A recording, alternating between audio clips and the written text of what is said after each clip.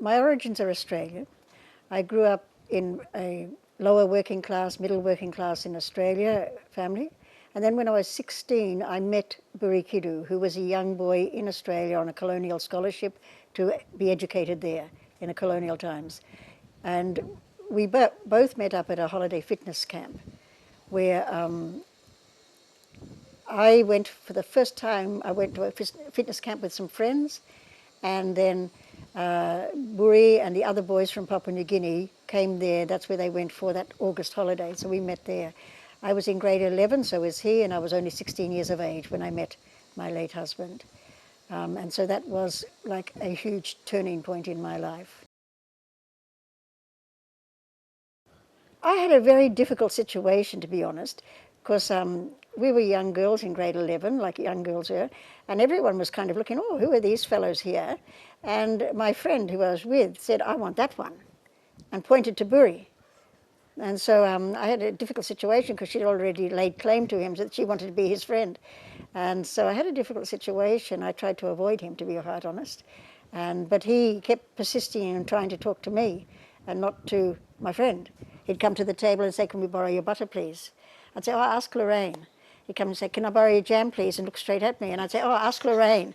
And so it started off with this ridiculous situation of ask Lorraine, you know. But yeah, and then inevitably we started talking, and it was a funny thing because it was really, in retrospect, it was my first culture clash because Sari Maso, who's now deceased, the late Sari Maso, was younger than Buri in school, and he was kind of like the messenger. As was custom here, young boys would become the messengers for the older boys to girls.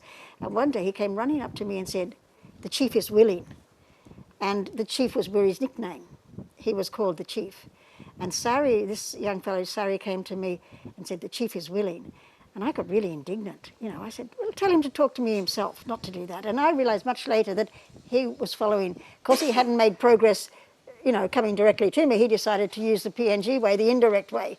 And, but anyway, after all of those ups and downs, we did get talking before the end of the fitness camp and then corresponding with each other. And then the fitness camp the following year, we all went off there, and yeah. And then to the same university. And that's how we were actually engaged when he was still studying in Australia, and I was training to be a teacher. And then we married down there. But we had our first child given to us when we were in Australia still. And of course he couldn't travel there with the migration laws. And so Buri said to me when they wanted to namesake him, they said, you realise they want to give him to us? And I said, well, that's okay. I didn't understand anyway, you know, but when you're in love, you know. And he's now my oldest son, who's now in his 40s, Buri. And so when we came back to a ready-made first son, yeah. I taught in Australia for a couple of years while Buri was still finishing his law degree, and taught in the country school. And so he used to come out on the train to visit me in the country school. That was before we were married. And then we married, and I taught in schools in Brisbane itself until he'd finished his admission to the bar in Queensland. And then we came back in 1971 permanently, although we did come back in between for holidays, Christmas holidays. I've got two siblings. I'm the youngest. I have an older sister and an older brother. And then my mother's still alive. My father died 30 years ago, but my mother's still alive. Well, see, my parents had always brought us up to be completely non-discriminatory, about equality, all of those things. And so they couldn't really do much about it when I turned up home with a Papua New Guinean fellow. They wouldn't change their basic teachings. They were fine people. Undoubtedly they were worried, but I didn't realize it at the time, but they must have been very worried. Our first biological child was born soon before we came back, Dobie. She was born in Australia, and we brought her back as a 6-week-old baby, if I remember correctly. She was 6 at the time, 6 weeks old.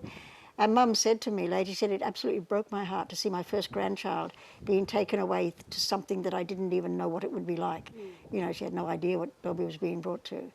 And, but she knew it would be hard, probably, but Yeah, so they were very understanding parents in that way. And then, of course, when we were here in the early years, they used to send us parcels of special little treats because they knew that we were struggling, absolutely struggling, and we'd run out of food at the end of the fortnight. We'd be living on the tapioca from the gardens here. This was one of our tapioca gardens, and fish from the sea.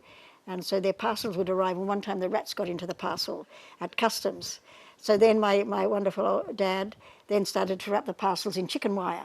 So he would beat the rats, and the parcels would come up from Australia with just special treats like dried fruit and chocolates and things for us, fruitcake, things like that Mum would make. Yeah, so they were very supportive, and they visited as regularly as they could. I can't pretend it was easy to learn to live in a completely different society, but I knew that it was something I had to do.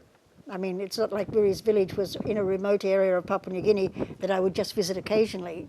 His village was right here in the capital city, and so it was up to me to learn how to live. Because before we married, actually, I was the one who pushed the marriage idea. Buri avoided it. And he said to me eventually, he said, look, if we get married, just remember, never ask me to choose. And I said, what do you mean? He said, never ask me to choose between you and my people, because no matter how much I love you, I tell you now, I'll choose my people. I will not choose you. I've been educated for my people. So I'm very grateful to that, because he was very, very honest about it, and said that his primary duty was to return to serve his nation. And so, and then he quoted Ruth from the Bible. I did not grow up in a Christian family, and he grew up in a mission. He quoted from Ruth, wherever, whether you go, I go, and those things like that, and your people shall be my people. And so I came here knowing that I had to make the adjustments. Initially, in Pari village, in the house with everyone else. And then I would say the colonial government didn't know what to do with Buri, because he'd come home with an Australian bride. And one, they wouldn't accept to pay any of the goods. They said, we sent you down a single man, you're coming back as a single man, right? So we had a little old treadle sewing machine and a few things. Mum and Dad paid for them to come up here, and came up, and so they brought him back as a single man. And then we were at Pari, and he said to them, look, I'm a young lawyer and I need accommodation for my family. And so we were put into a hostel at Ranaguri. There used to be government hostels there at Ranaguri. And this hostel was just a single men's room type thing, and so we had nowhere to boil bottles for a little adopted boy, and Dobby, because she was actually bottle fed. I didn't succeed in breastfeeding her. And eventually we were given a government housing.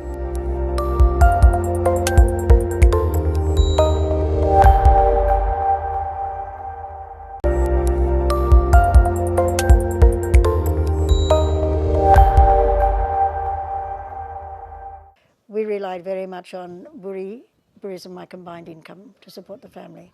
In those days, prior to independence, when I was an Australian citizen, he was on native wages, and I was an Australian, so my wage was higher than his. He was a lawyer, I was a teacher, but I earned more. And then later, when I changed my citizenship to be Papua New Guinean, suddenly I was devalued.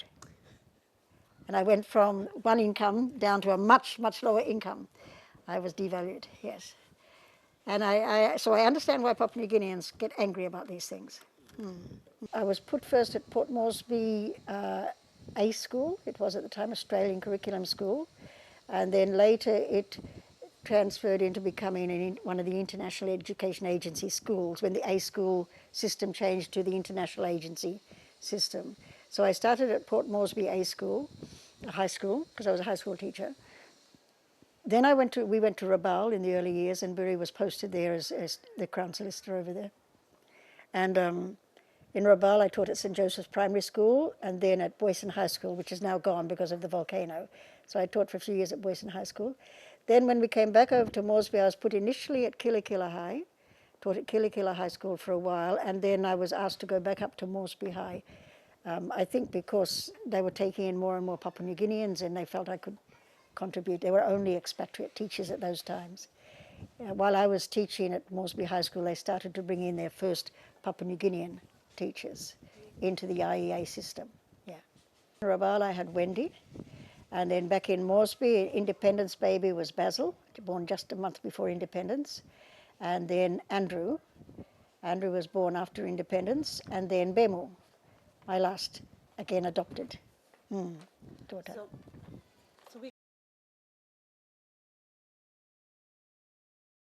Well, I was here in Port Moresby. We were in Rabaul for self-government, and I remember the Queen coming to the park there, and the Queen being around in there for self-government, 73, and by independence we were back here in Port Moresby. Undoubtedly, I attended some of the functions with Buri as a young lawyer, and so few Papua New Guinean senior public servants at that time. I don't have vivid memories of it, to be quite honest. I have vivid memories of Buri and other young people at the time, a lot of enthusiasm that Papua New Guinea was going to be successful. Papua New Guinea wouldn't make the mistakes that other developing countries made. Papua New Guinea would not become like a failed African state, etc., etc. And we're now 40 years anniversary, and I think we can be very proud that we have held together. An incredible feat, considering the complexity of this nation, you know, with over 800 tribal language groups, and many of them traditional enemies and things, that we have held ourselves together for 40 years in the volatile political scene. I think it's something we can all be proud of, not just the politicians, but the people should be proud of themselves, that they have always left it to the politicians, and the politicians have always been willing to go back to the Constitution and allow the Constitution to guide us, you know. As you realise with the events of August 2011, the thing I was screaming on the floor is respect our Constitution.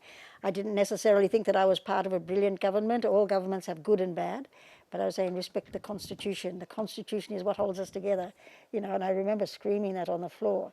And I think we're very lucky as a nation, compared with some nations, because we did have a homegrown constitution. All the records are there in archives of all the consultations and the input from the people of Papua New Guinea at those days. And of course there were people for and against independence. But personally, my opinion was, yes, we should do it. It's better we make our own mistakes than have other people make mistakes for us. Because my belief is that unless you really live in the society, you can't truly understand it. And even after 50 years, I don't pretend to truly understand.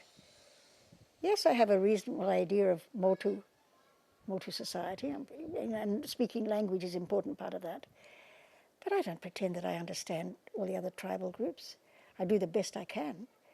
But, you know, it's very, very arrogant to think that, and for an outsider to think that they truly understand this nation. And so I think we can be very proud as a nation that we have held together, and the people should be proud of themselves that they have not risen up. And I think one thing too is that there was that inherent traditional respect for elders, an inherent traditional respect for the big men and for the chiefs, or whatever the system was, you know.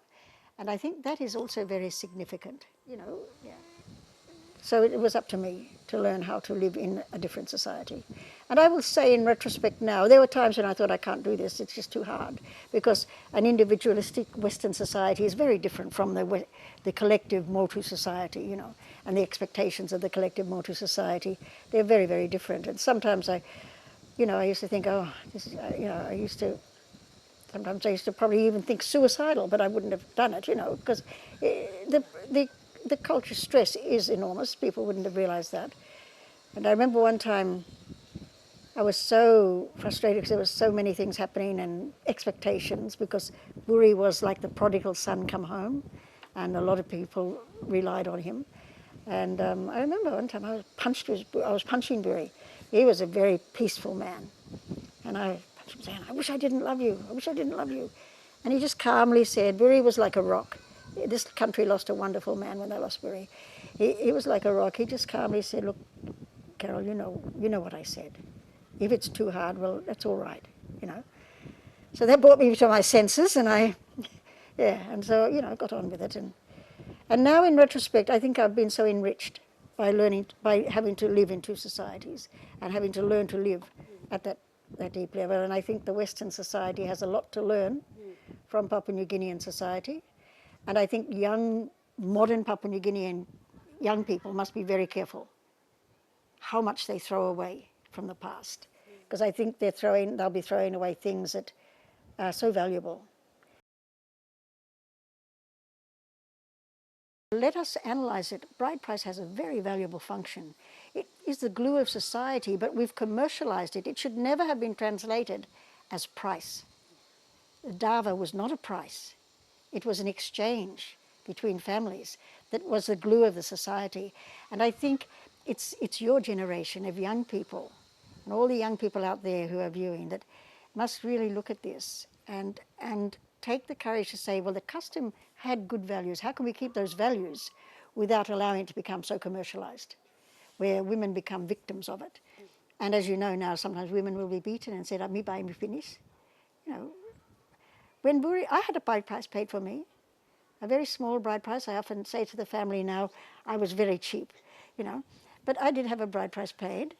Because here, the family here, this was way back in the 60s, remember, they felt that, you know, they had to do something, they had to send something. So they sent £700, it was pound shilling or something like that, gave it to Buri to give to my family. But of course we used that to buy his suit, to buy the wedding rings and to get married, but told mum and dad what it was about. And that exchange was my protection. If Buri had been a violent man, which he wasn't, his mother would have had to support me by custom. But nowadays that's not being done.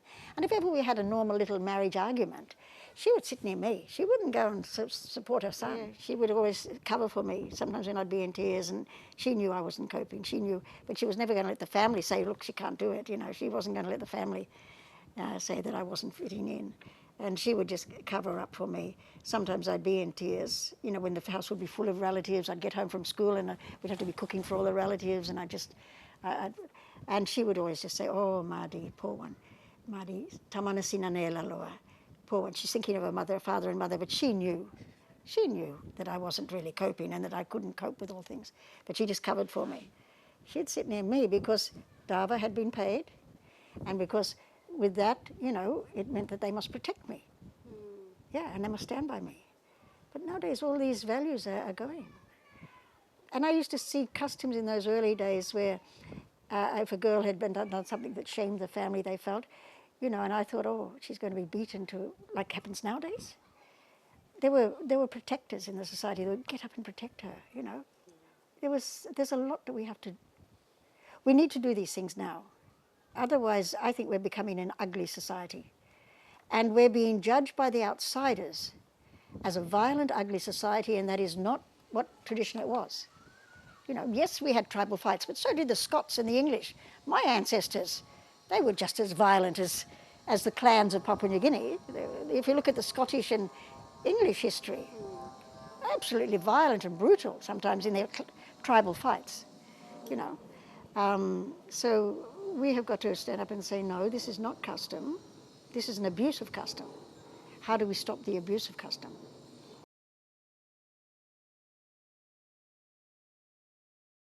The host family, I always remember, I won't say the name, but Buri came to visit, pick me up to go out somewhere, and he went up to the front door because he was he had been a school captain he was at the time school captain of Toowoomba Grammar. We weren't married. It was during the Christmas holidays of 64 or 65 or 66 or something, yeah. It was before we were married. And he was then school captain of a greater public school in Australia, which is a very high thing to achieve. And he came to the front door, and the man of the house came out and said to him, get out of here. And natives go to the back door. So he came around the back door and got me. And off I went with him. And it was interesting because the young girl of the family was to sit and talk with me on the veranda. She obviously was questioning her parents' values. And from that time on, the man in the house would not speak to me. I'd be fed and everything, but he would not speak to me. And then he dropped me at the airport and said, the best thing you can do is get rid of that monkey off your back, young lady. I thought, okay. Many years later, I saw this man at the airport, the old airport, and I thought, I know him. By that stage, Buri was Chief Justice. And I thought, I know that man. And so I went up to stick a big at his luggage. And there, sure enough, it was the same man, his name. And I went back to Buri. I said, I think I'll go and introduce you. Buri said, forget it. I wanted to go up and say, oh, Mr. So-and-so, do you remember the monkey on my back? May I introduce you to Sir Buri Kidu, the Chief Justice of Papua New Guinea? But Buri being Buri, he said, oh, Carol, don't be silly.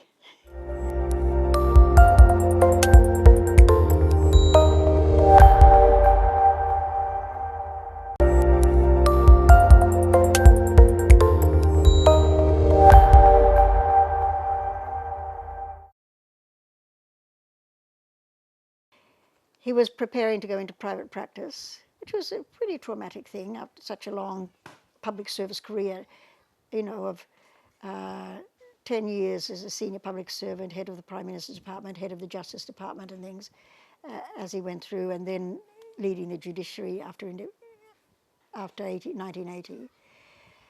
So he then was looking at private practice, because certainly what judges went out with was not enough to support him and his family from then on. And quite ironically, during that time, many people were coming asking him to stand for politics. Not just Motu people or Pari people, but Kiwis and all sorts of people were coming and saying, we want you to stand, you know. Buri was very uneasy about the thought himself, because he knew that he was not a political type person, but there was a lot of pressure on him. And then he used to say to them, give me 6 months. After 6 months or so, when I sort my life out, I'll give you an answer. This was in 1994. Yeah. And it's quite ironic, almost 6 months to the day is when he died of a sudden heart attack. He never, ever actually did give the answer whether he would stand or not. But I guess I was an angry woman at the time. I felt that all the trauma he'd been through had contributed to his death. And the late Sir Cecil Abel came to the funeral, and he came and said to me, you can't leave it there, you know, Carol, you have to follow on. When I stood, I said, if the people will allow me, I'll do 3 terms, no more, because 15 years I knew I'd be coming, what age I'd be getting towards, and I didn't want to end my career in politics. I didn't want to end my working life in politics. I must say, in 2007, I really did not want to stand again for that 3rd term, but because there are many things about politics I did not like, but I was in the middle of a whole lot of series of things, you know, legislatively and policy-wise. And so I stood in 2007, and then, of course, 2012 retired. I was really happy to retire. People said, you'll miss it. Oh, no way. I haven't missed it at all. I was a parliamentarian, and I went in to be a parliamentarian more than a politician, although I took my responsibilities as a politician very seriously, although my focus as a politician in the sense of representing people, I took that very seriously, but I was interested in the social issues, the invisible things, where you don't go and put names on buildings and open things, you know. So I focused on early childhood. I focused on learning for the marginalised, and Guinea still is going, the early childhood work, although the one I started isn't still going, it is still going.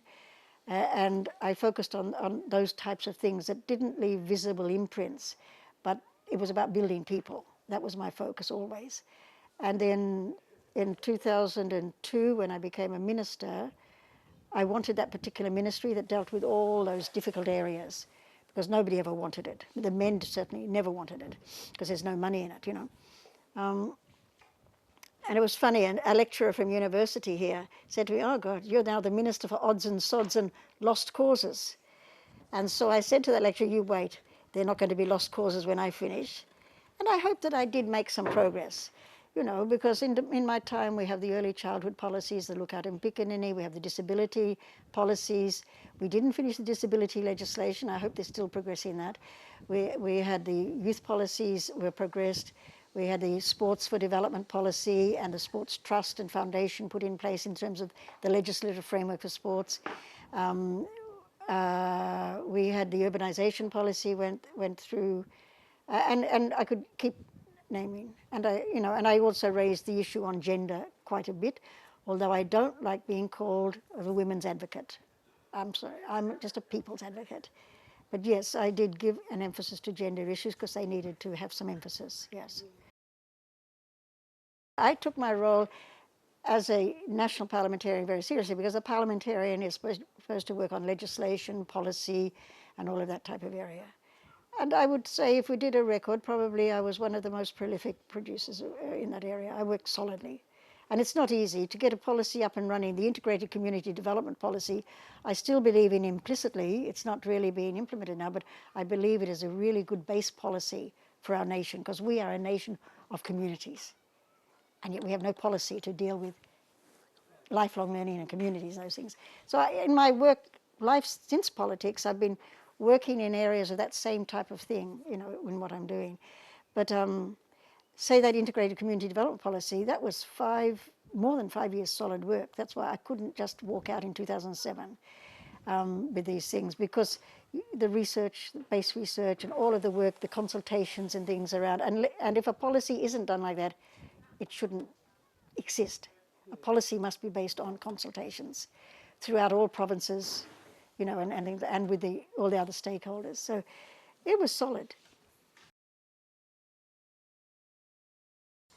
But I've always believed, and when I was asked by the present government to work on a refugee policy, I was chair of the committee doing the refugee policy, in which we did produce one, and I'm not sure what's happening now. I had a very good, well-qualified team working for me. I'm not an expert in the area of refugees. But when I was working on it, one of the recommendations that I made after doing research in Australia as well, as a side recommendation to a refugee policy, is that we need a multiculturalism policy in Papua New Guinea. And I still believe that. And in the work I'm presently doing with NCD, working on an integrated social development policy for NCD, multiculturalism will be one of the underpinning approaches, multiculturalism, compassionate city, and various things that we're identifying as underpinning issues for social development in the city. Because we don't have to just think about racism, black and white. Let's think about tribalism.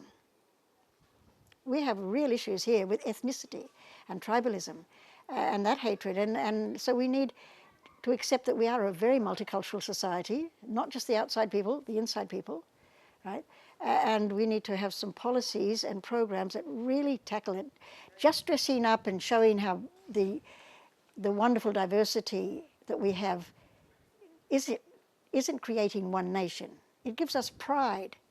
It gives us pride in our identity, but it's not really dealing with the underlying invisible things of culture that are still driving. You know, we still have Goilalatari tribal fights in the city. It didn't occur when I was member in 1997, but it's resulted because of the urbanization and the increase in melting pot in the city. I find that the ethnic tribal fights have increased, and we can't ignore it because we have to look at the underlying psychology that is causing that.